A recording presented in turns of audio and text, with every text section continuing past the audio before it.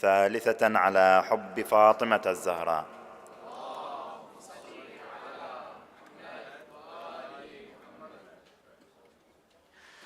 بسم الله الرحمن الرحيم. الحمد لله الذي خلق الدنيا فجعلها دار فناء وزوال، متصرفة بأهلها حالا بعد حال، فالمغرور من غرته والشقي من فتنته.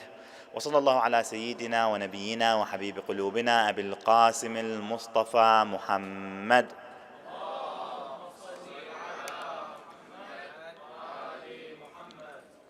وعلى آل بيته الطيبين الطاهرين. الحمد لله الذي جعلنا من المتمسكين بولاية سيدي ومولاي علي أمير المؤمنين. الحمد لله الذي هدانا لهذا وما كنا لنهتدي لولا أن هدانا الله. Allah says in His holy book, Bismillah ar-Rahman ar-Rahim, وَجَعَلْنَاهُمْ أَئِمَّةً يَهْدُونَ بِأَمْرِنَا وَأَوْحَيْنَا إِلَيْهِمْ فِعْلَ الْخَيْرَاتِ وَإِقَامَ الصَّلَاةِ وَإِيتَاءَ الزَّكَاةِ وَكَانُوا لَنَا عَابِدِينَ. Allah says, in the name of Allah, the most beneficent and the most merciful, we made them imams guiding by our command, and we revealed to them concerning the performance of good deeds, the maintenance of prayers, the giving of zakat, and they used to worship us. Assalamu alaikum, dear brothers and sisters. We begin this night, as we begin every night, by passing our condolences to our 12th holy Imam, Ajjalallahu Ta'ala Farajahu Sharif, to our respected scholars, to our high maraja', to all the believers, and especially those that helped in establishing this blessed gathering.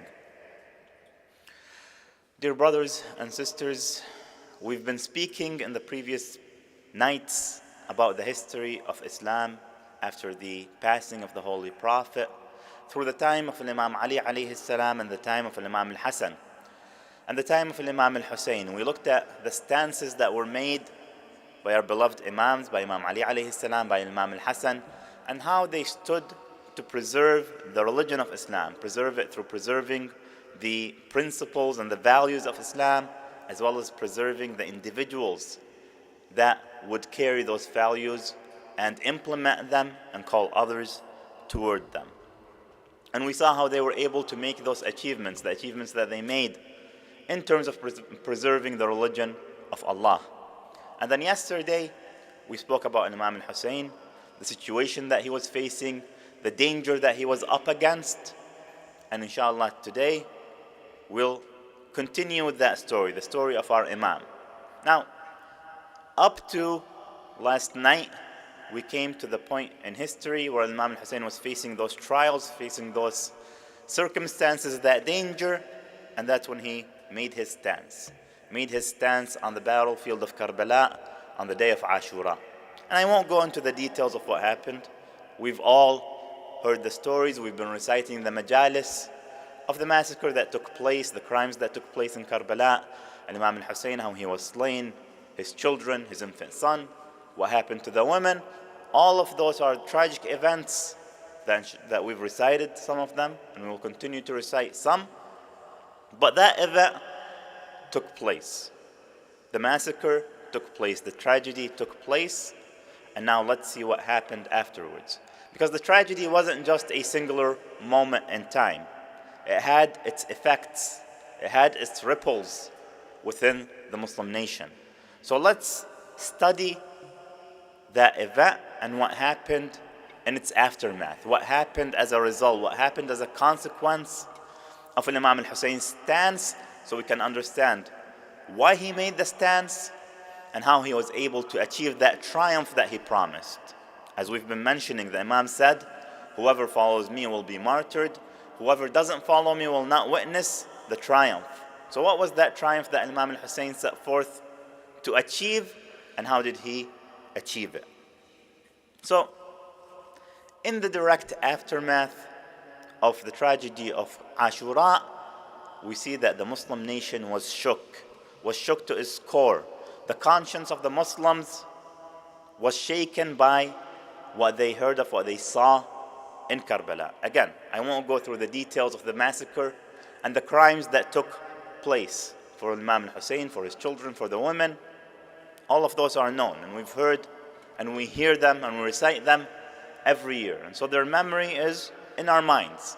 So I don't need to remind you of what took place on that day. But take yourself back and imagine that you were a Muslim living in that time, in the time of Imam al-Hussein, or directly after, and you heard of that tragedy, you heard of the massacre, how would you react? How would you react to the news of that massacre?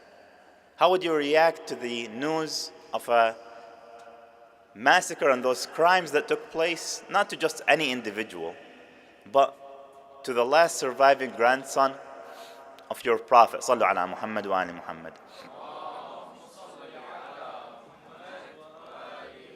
How would you react if you hear what took place on that day? Of course, we react emotionally, we mourn. But imagine that you've never heard of this before. Never heard that this has happened before. This is your first experience with Ashura. It's a new tragedy. It's going to break your heart. Just as it breaks our heart every year when we listen to it, it's going to break your heart when you hear it the first time. When you hear what happened to the grandson of our Holy Prophet, and then when you remember, or when you hear that the Holy Prophet had prophesied, has foretold of what would happen to his grandson. This wasn't something that came out of nowhere, but the Holy Prophet was reminding people and telling people this was going to happen to Imam al-Hussein. From the time of Imam al-Hussein's birth, and through his life, he would continue to tell them, Imam Ali would continue to tell them. And so people realized they were heedless, they had forgotten. The Prophet had tried to warn them of what was going to happen, but they failed in preventing it. They failed in standing with the grandson of the Prophet. And so that shook them. That shook everyone in the Muslim nation. And then when they heard that the Bani Umayyah, Yazid specifically, showed absolutely no regret for what happened. They heard about Yazid's celebrations. They heard about his drinking. They heard about his songs of vengeance. Him saying, we finally gained our vengeance for what happened in Badr and Uhud. His grandfathers and his uncles that were slain by Imam Ali when Imam Ali was fighting alongside the Holy Prophet for the sake of the religion of Islam. He would mention those. Yazid would mention those in the aftermath of Ashura. He would celebrate the event. He would celebrate what he saw as an achievement to massacre the Imam and his family. And then shortly after, we've also mentioned the events of Harra, when the city of Medina revolted against Yazid, and that rebellion was quelled, and the crimes that took place in the city of Medina. And then the crimes that took place in the city of Mecca and the destruction of the Kaaba at the hands of Yazid. So imagine a Muslim living at that time and hearing of all those tragedies. What would be the reaction?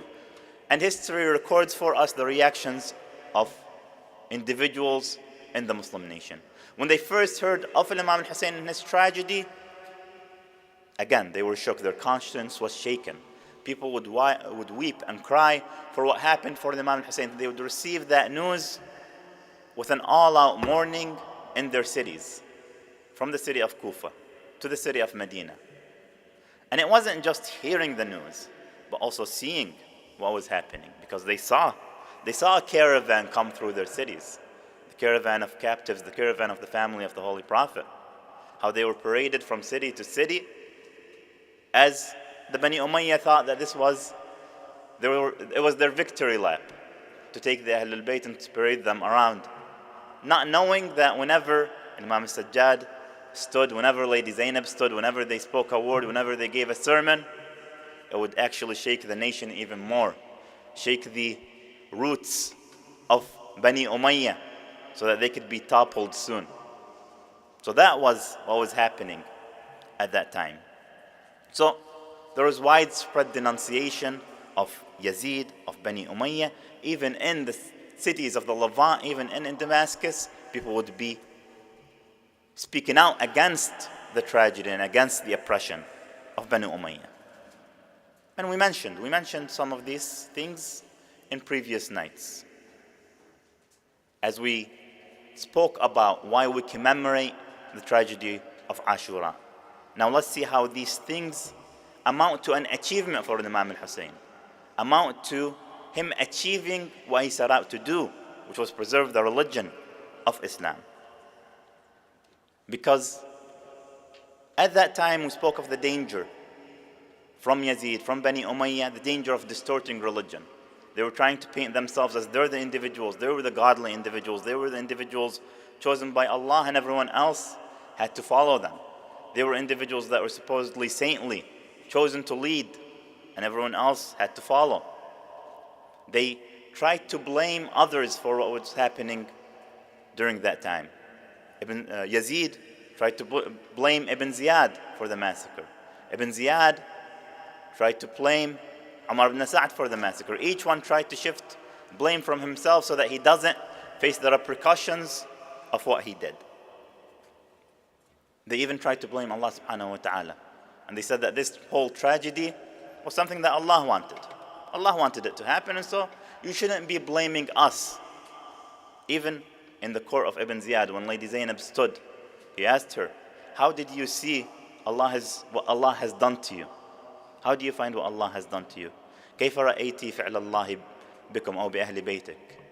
And she would respond, ما رأيت إلا جميلا. I haven't seen anything but beauty from Allah subhanahu wa ta'ala. Allah subhanahu wa ta'ala drew a beautiful plan for the imams, for the Ahlul Bayt that they followed. So, Imam Hussein made his stance and had that direct impact on the Muslims as a whole. And we spoke about this, and we spoke about why we revere Imam Hussein. We revere him not only because he's a grandson of a prophet. We revere him not because he was a kind individual, a good individual, but because of the sacrifices that he made. He sacrificed everything for the sake of Allah subhanahu wa ta'ala. And he sacrificed unconditionally. Whether it meant that he was going to fight in the ranks of the army of his brother Imam al-Hassan against Muawiyah, whether it meant that he was going to stay and keep the peace with Muawiyah during the time of Imam al-Hassan, after the time of Imam al-Hassan, as long as it was going to help achieve that mission of preserving Islam, he was willing to take it. And then when the time came and Yazid came to power, he made the ultimate sacrifice. And he sacrificed on the plain of Karbala. So that's why we revere him, because of what he did and because of the stance that he took and the sacrifice that he made. Now, a skeptic might say, what did Imam Hussein achieve through this? He set out, he went on this revolution, but Bani Umayyah were still in charge after that. After Bani Umayyah came Bani Abbas, which weren't much different. The Khilafah continued. The Muslims didn't change overnight when Imam Hussein set out on his mission. Muslims didn't change into angels and saints. They didn't become better and greater individuals directly out of this tragedy. It didn't stop the persecution and the oppression that was happening. And it didn't stop the disunity that was happening in the Muslim nation. So what was the achievement of Imam Hussein? What did he do? Why did he set out to achieve and to make this sacrifice? As we've spoken before with our previous imams, total reform and direct, complete reform isn't something that's practical. That's why Imam Ali alayhi salam rejected the Khilafah in the beginning. That's why Imam Hassan made his truce. Why? Because they couldn't turn people into angels overnight. They couldn't turn people into saints overnight. They had to take practical steps towards improving the Muslim nation. They had to leave them with something that they could take and they could invest as individuals for their self-betterment. And that's what we see what happened with the tragedy of Imam al-Hussein. That's the triumph that he achieved. And that triumph was spoken about by the Ahlul Bayt since day one, since the first day. Since Imam al-Hussein set out from Medina, he said, I am going for a triumph. And even after, directly after the massacre, when the Ahlul Bayt were asked, they said, yes, we achieved our triumph. And Imam al-Sajjad, when he was taken to the city of Damascus, they were being paraded from city to city, the Ahlul Bayt, from Kufa to Mosul to northern Syria, down to, all of that was meant to mock and ridicule the Ahlul Bayt. So in Damascus, one of the Bani Umayyah would stand and he would ask Imam al-Sajjad, he said, who came out victorious? who had his triumph from this war? The Imam had a beautiful response. He said, إذا أردت أن تعلم من غلب ودخل وقت الصلاة فأذن ثم أقم. If you want to know who came out victorious from this, wait until the time of prayer. Listen to the adhan and to the iqamah, you'll know who came out victorious. When you listen to the name of my grandfather Rasulullah, صلوا على محمد وآل محمد,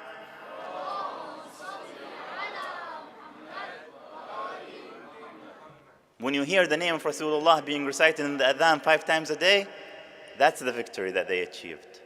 When Lady Zainab stands in front of Yazid and she says, فَكِدْ كَيْدَكْ وَاسْعَ سَعْيَكْ وَنَاصِبْ جُهْدَكْ فَوَاللَّهِ لَا تَمْحُوا ذِكْرَنَا وَلَا تُمِيتُوا وَحْيَنَا وَلَا تُدْرِكُوا أَمَدَنَا.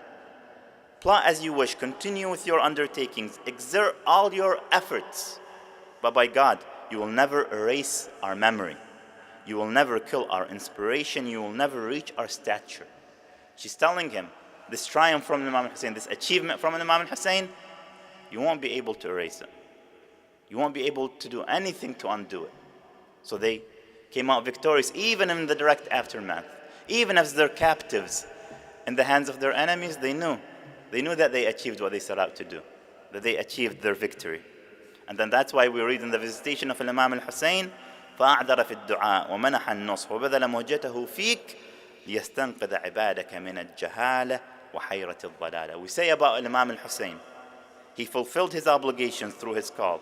He offered advice to the Muslims. He sacrificed his life for you, all so that he can rescue your servants from ignorance and the bewilderment of deviance. So Imam al-Hussein set out to save us from ignorance and deviance, and he was able to achieve that. How? How did Imam al-Hussein achieve that goal? To understand that, we have to look at the history. Look at the ripple effects from Imam al-Hussein's stance. What happened in the direct aftermath of the movement and what happened soon after. And we find that Imam al-Hussein served as an inspiration for Muslims for generations, for centuries, but as an inspiration also to the individuals that lived directly in his time. For 12 years after the massacre of Karbala, the Muslim nation would be at war. One after another, revolutions would come up, all asking for the reform that Imam al-Hussein asked for retribution, for vengeance for what happened to Imam al-Hussein. Beginning with the revolt of the repenters, individuals in Kufa who were followers and lovers of Imam al-Hussein, who either were imprisoned by Ibn Ziyad so they couldn't make it to Karbala, or who were stopped by Ibn Ziyad's patrols in the vicinities of Kufa so that they couldn't reach their Imam, or maybe even individuals who had a moment of weakness, didn't leave and go out and support their Imam, or didn't want to support or thought someone else would take care of it. All of these are individuals that felt that they've sinned when they didn't support their Imam, when they failed to support their Imam. And so they came out as repenters, tawwabin, led by Sulaiman ibn al-Sard. And then his movement was quelled and they were massacred by Yazid. And then the people of Medina, when they heard of the news of Karbala, they thought, what happened? Why would Yazid commit this massacre? Let's ask Yazid. Maybe there's another side to the story. Let's go and see. So they sent this delegation from Medina to Yazid to see what was going on. They went, they saw that Yazid was in celebration, he was drinking, he was playing with his dogs and gambling and committing every single sin they could think of. They saw that this is an individual that has no regret, didn't regret anything that he did. They went back to the city of Medina, and that's when the revolt in Medina started, leading up to the event of Harra, where the citizens of Medina, including many companions of the Prophet, were massacred. And then Ibn Zubayr revolted, again carrying the slogan of revenge for Imam al-Hussein, the slogan of reform like Imam al-Hussein. Of course, Ibn Zubayr used it for his own political gains. He was seeking to establish another empire. Instead of the Bani Umayyah, he wanted to be in charge. But still, he had a movement that was at least inspired. At least his followers were inspired by Imam al-Hussein. And then concurrently, in parallel with Ibn Zubayr, was the revolution of al-Mukhtar, an individual that set out to punish the individuals that committed those crimes against Imam al-Hussein, who was successful in his revolt in Kufa, successful in bringing some of those individuals to justice. So in those 12 years, Bani Umayyah was shaken. They could not continue with what they were doing. Now, Yazid passed away soon after the tragedy of Karbala. It was about 3 years. They say he was engaged in a race, he fell off his horse and he died. Yazid didn't live to see the fruits of what he wanted to do. Didn't live to see what he wanted to achieve through that massacre. And then his son Muawiyah came to power, Muawiyah II. Muawiyah II was a better individual than his father and his grandfather. Muawiyah would say, surely my grandfather Muawiyah ibn Abi Sufyan challenged someone who was more worthy than him. He's speaking about Imam Ali. He says Imam Ali was more worthy than my grandfather. He was kin to the messenger and more worthy of leadership in Islam. So Muawiyah II, it seemed like he had an epiphany. He wanted to change things. He said, I don't want to engage in a khilafah like the khilafah of my father and grandfather. But he was assassinated a few months after his father died. So any form of change that he would have implemented died with him. And then came Bani Marwan to power. Individuals that were just like Yazid, no different. Muawiyah might have had some kind of image of being a Muslim, of being a companion of the Prophet, the scribe of the Wahi. But Yazid lacked that image. Bani Marwan also lacked that image. They had nothing, no merit to speak of in Islam. And so Bani Marwan came to power.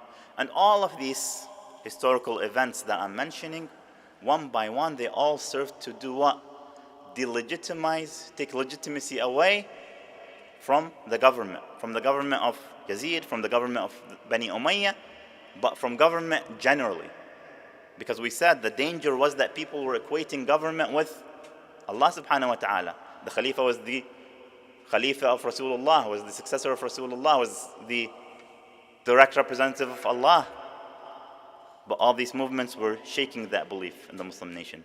The Muslims couldn't see the Khalifa as an individual who represents Allah anymore because of all of this, because of what Yazid did, because of individuals like Yazid and like Bani Marwan who would be at power. How could Allah subhanahu wa ta'ala wish for such individuals to hold power over the Muslims? So that concept, that thought was shaken and was taken away. Imam Hussein's stance split and divided between government and between Allah subhanahu wa ta'ala, between his chosen servants, between his values and principles that he gave in the Holy Quran and what the government was doing and what the government wanted.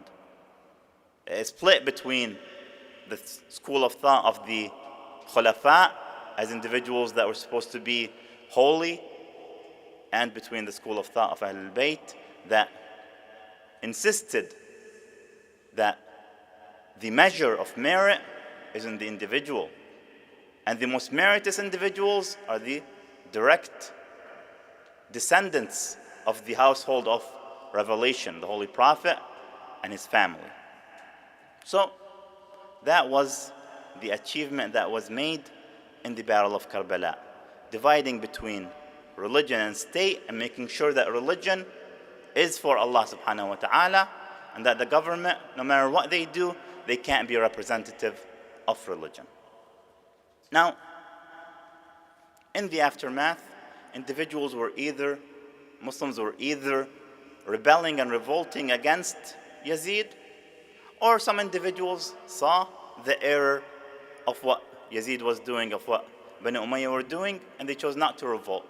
What was their justification? They were practicing taqiyya, and a concept that's central to the message of Islam. As we said, something practiced by Ammar ibn Yasir from day one. If you fear for your life, you're able to hide the truth of your faith as long as it's unchanged in your heart.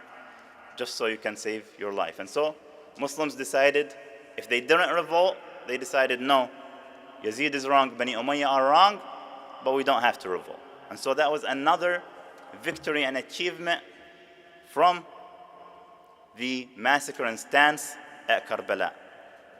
Religious scholars no longer said that you have to follow what the government says 100%. There wasn't an absolute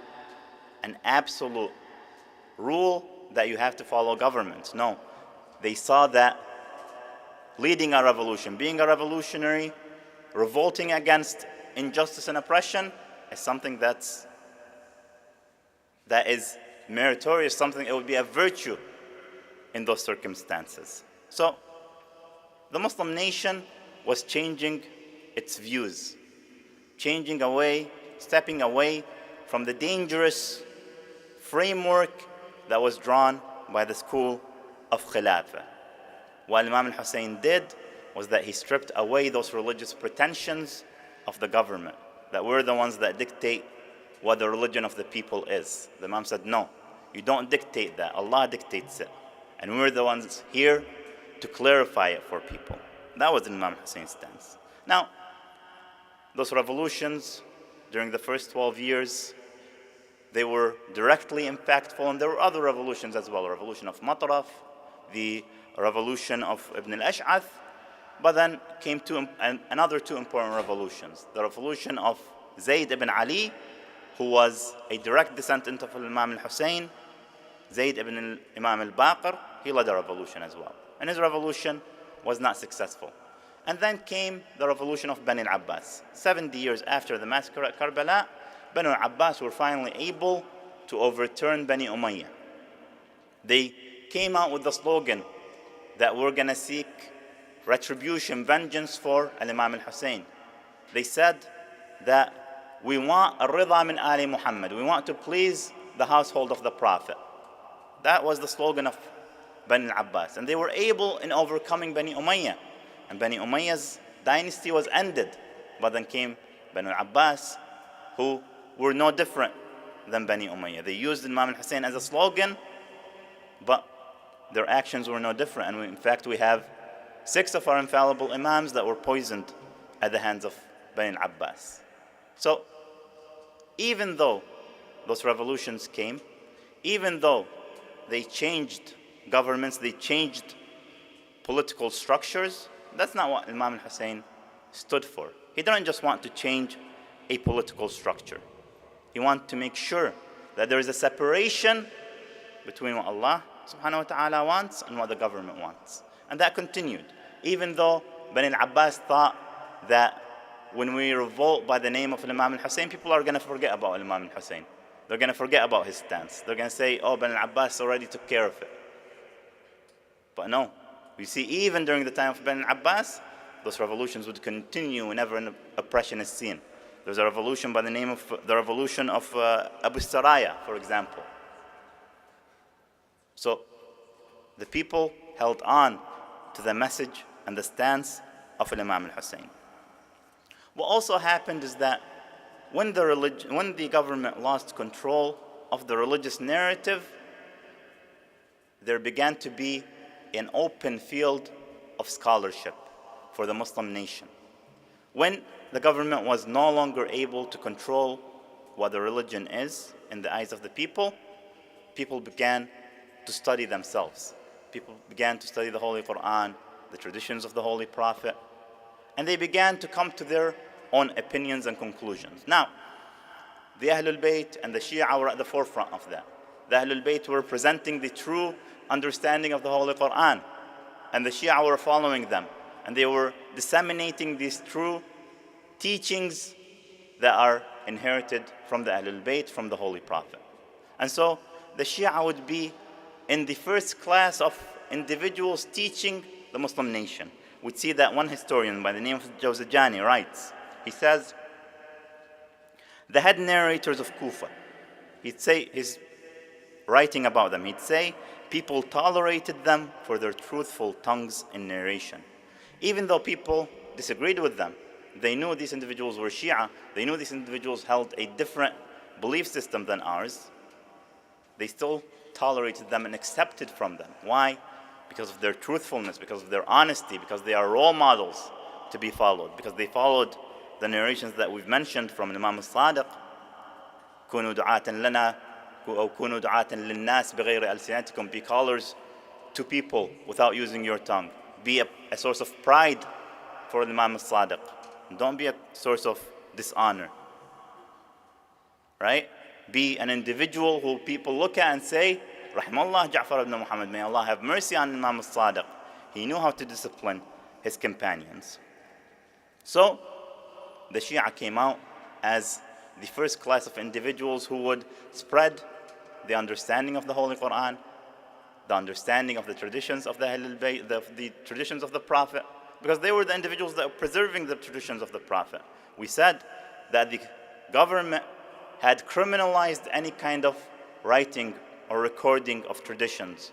So where did people come to know the traditions of the Prophet?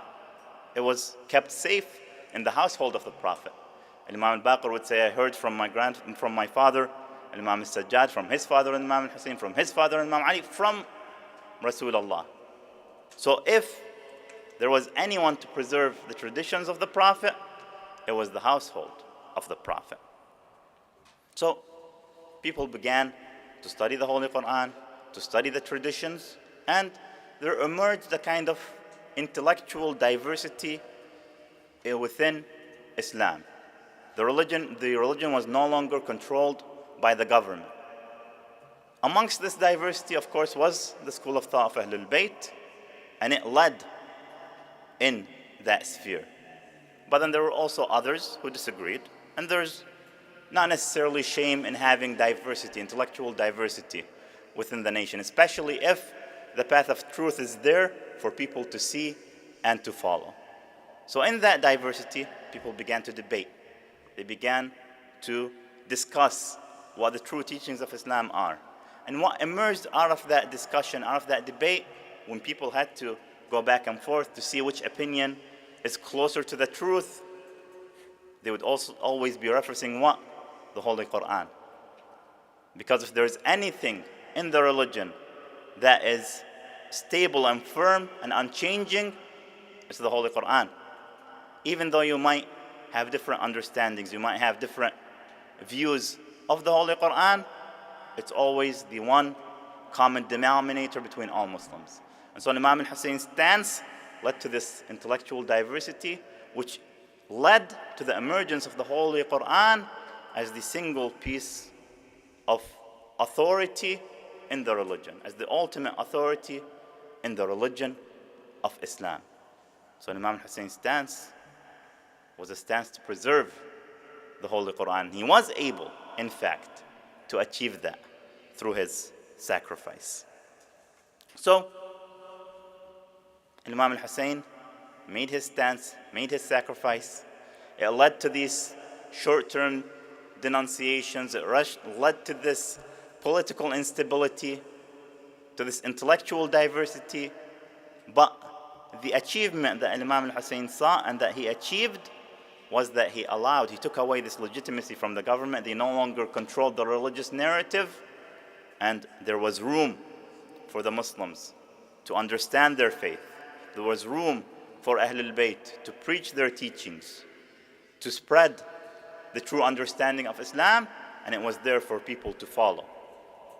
So the danger from Bani Umayyah, that they were distorting the religion altogether, that danger was stopped by Imam al-Hussein and by his stance and by his revolution.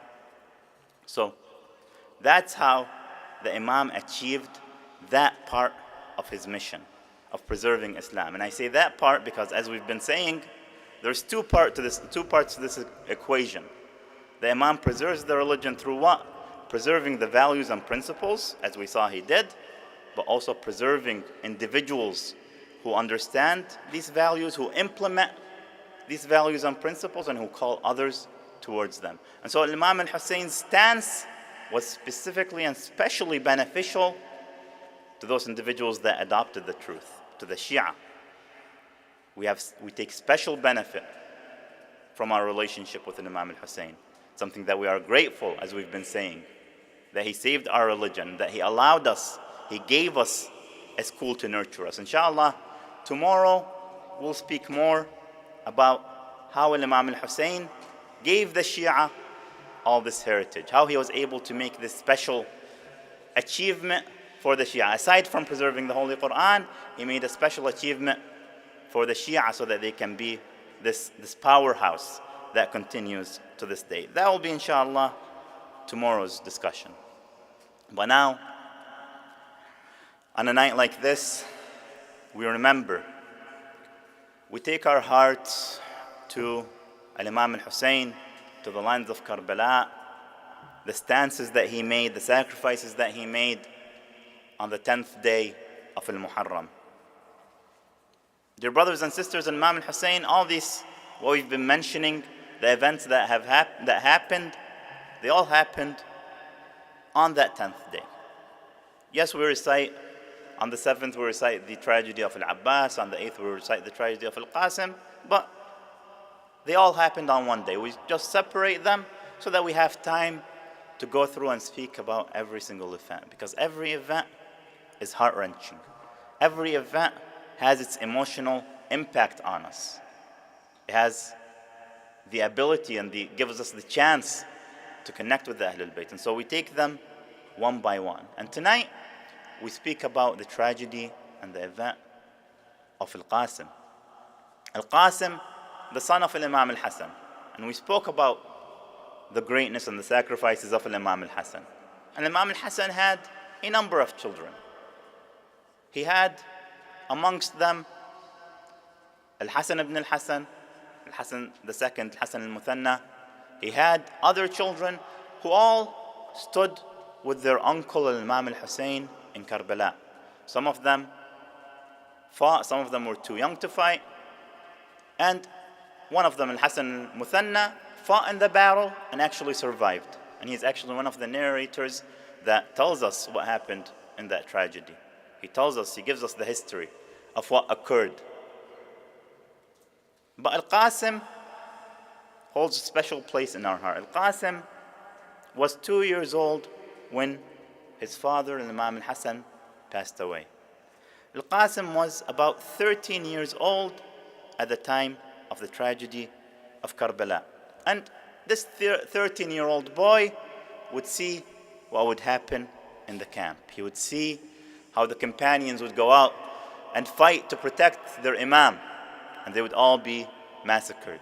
How his family members, how his cousin Ali al-Akbar goes out into the battlefield, but he'd be massacred. And he would see one by one they would fall until Imam al-Hussein alayhi salam is left all alone. What is this 13-year-old boy to do? What's he going to do? Al-Qasim went to his mother. He said, "Put my armor on me. My father, Imam al-Hasan, had told me that when this day comes, be there for your uncle, be there for Imam al-Hussein. Give away your life just so that you can be in his protection, in his service." So Imam Al-Qasim went to his mother Ramla. He told her, "Put on my armor, give me my sword, let me go and defend my uncle." He would go. Imam al-Hussein would see him. He would tell him, I've lost too much already. Am I going to lose my nephew, my young nephew? Someone who reminds me of my brother Al-Hasan? So Imam refused. And they say that Al-Qasim went back to his tent. He went to his mother. He got a letter. He took that letter to Imam al-Hussein. Imam al-Hussein opened the letter. He saw a letter written by his brother Imam al-Hasan saying, "If Al-Qasim comes to you on the 10th of Muharram and asks to be at your service, let him be." So Imam al-Hussein says, "I will listen to the words of my brother Al-Hasan. I will let Al-Qasim go on into the battle." And Al-Qasim would go and he would fight, and he would fight valiantly. He would say, إن تنكروني فأنا نجل الحسن سبط النبي المصطفى والمؤتمن هذا حسين كالأسير المرتهن بين أناس لاصقوا صوب المزن. He would say, if you don't know me, I am Al-Qasim, son of Al-Hasan. I am the grandson of the chosen prophet. This is Hussein, like a prisoner amongst you. May Allah not show you His mercy. And he would go and he would fight valiantly and he would kill 1, 2 until he is finally struck down. He is struck and he calls as he falls to the ground. He says, he screams, he yells, Uncle Hussein, Am Hussein.